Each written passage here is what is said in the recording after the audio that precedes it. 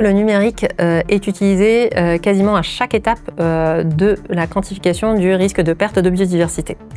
On va avoir des outils du numérique pour collecter la donnée, d'autres pour la traiter et encore d'autres pour modéliser, quantifier et réaliser les analyses dont on a besoin. En termes de collecte de données, il faut savoir qu'on va manipuler des bases de données contenant plusieurs centaines de milliers d'observations d'écologues pour alimenter nos modèles de quantification du risque de perte de biodiversité. Il y a d'autres outils du numérique qui peuvent être utilisés pour avoir d'autres données, comme l'IoT, l'Internet of Things.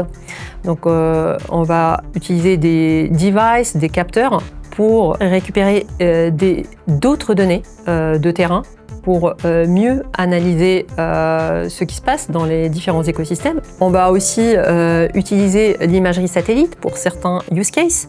Donc aujourd'hui, parmi les usages de l'imagerie satellite, on va s'intéresser au land use. Donc on va pouvoir qualifier avec une assez bonne résolution les usages des sols à différentes dates qui nous intéressent, et tout ça grâce à l'imagerie satellite. Et on explore aussi d'autres usages de l'imagerie satellite, comme la quantification des émissions de méthane, comme la surveillance du trafic maritime sur les aires marines protégées. Parmi les autres usages du numérique, on va avoir les Advanced Analytics. Donc on va faire des manipulations de données géospatiales pour pouvoir évaluer si un projet se situe dans une zone de biodiversité protégée, par exemple. C'est une analyse qu'on fait lors de l'évaluation du risque de biodiversité du financement d'un projet, par exemple.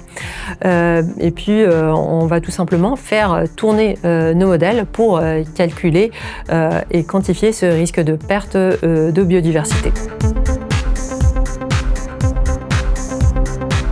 Donc on va s'intéresser au machine learning, par exemple, dans le cadre de la prédiction de données manquantes. Pour les données climatiques, on a travaillé par exemple sur la prédiction des diagnostics de performance énergétique manquants en utilisant le machine learning. Donc on a testé deux modèles, un modèle statistique traditionnel ou classique et un modèle de machine learning. Et on a comparé les performances des deux modèles. On s'intéresse évidemment au LLM et à la GenAI pour la collecte de données de manière générale. Donc, on cherche beaucoup de solutions pour cette donnée manquante. Donc on a un très grand gap de données environnementales. Donc on essaie d'y remédier de manière automatique et industrielle à chaque fois que l'occasion se présente.